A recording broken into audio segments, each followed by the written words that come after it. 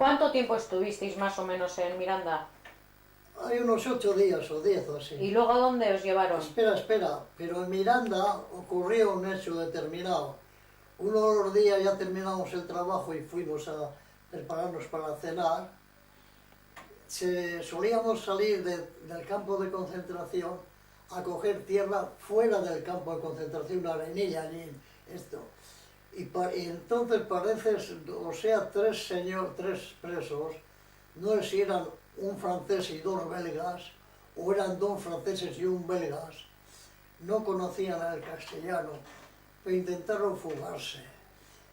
Y cuando dejé el alto del fuego, más o menos, les tocó, no sé cómo se llama, se quedaron allí tres.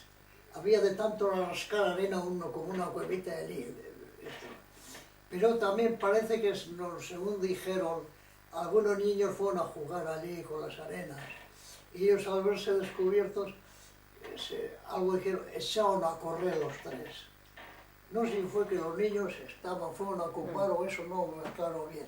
Lo que sé que ellos estaban allí escondidos un rato y les vieron o tal y echaron a correr. Y según iban corriendo, oíamos nosotros los disparos de Invidama, ya corrió el rumor que ahora se han escapado algunos, a tiro como estarían cazando.